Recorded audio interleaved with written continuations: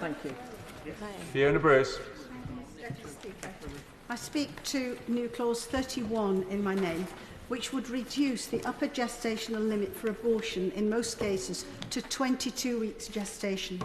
This time limit amendment would replace the current 24-week time limit for abortions on the ground where there's a greater risk of injury to the physical or mental health of a pregnant woman or any of her children under Section 11A of the Abortion Act of proceeding with the pregnancy.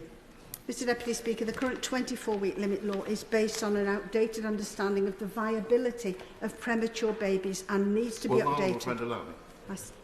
Is it not absurd that in one ward of a hospital, doctors are fighting to save the life of a 22-week gestation baby, but arguably, on the face of our law, a 24-week baby can be aborted? That is ridiculous. And whatever your views on abortion, this is now the time to review this law, which was dated on outdated technology and medicine practice. The Honourable Member makes exactly the right point. Our law needs to be updated. The current 24-week limit was set over 30 years ago in 1990. That legislation removed the previous time limit of 28 weeks. In 1990, 24 weeks was considered the point of viability outside the womb. But scientific advances since those 31 years have been enormous. Latest guidance from the British Association of Perinatal Medicine establishes 22 weeks gestation to be the point of viability and enables doctors to intervene to save premature babies from 22 weeks.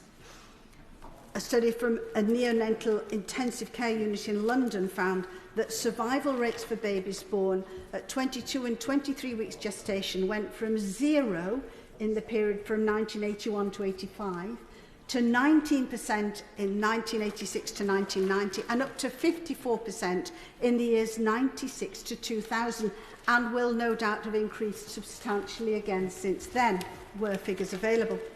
Just these past few weeks, we've seen the incredible story from the American state of Alabama of the birth of a baby boy just 21 weeks old, weighing 14.8 ounces. Curtis Means. He needs oxygen support and a feeding tube, but he is in good health. New Clause 31 is a probing amendment, so I won't be calling it to a vote on this occasion, but I would welcome the Minister's views and look forward to a greater debate on this issue going forward. And may I just use a few moments further to draw attention to and support New Clause 51 in the name of the Honourable Member for Upper Barn, which would clarify that abortion on the grounds of the sex of a fetus is illegal. This relates to the truly awful exploitative practice whereby women can be pressurised into abortions based on the sex of their unborn child.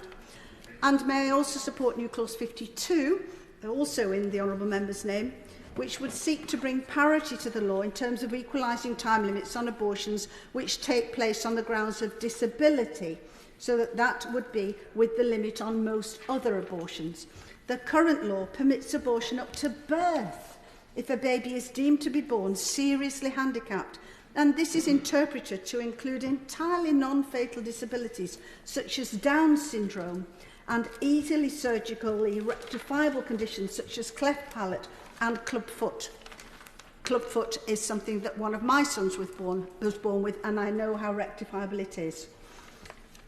The law then, in closing, is plainly inconsistent with disability discrimination legislation for afterbirth and sends a dreadful message to people living and thriving with disabilities about how little their lives are valued under abortion law. Again, I look forward to hearing the Minister's views.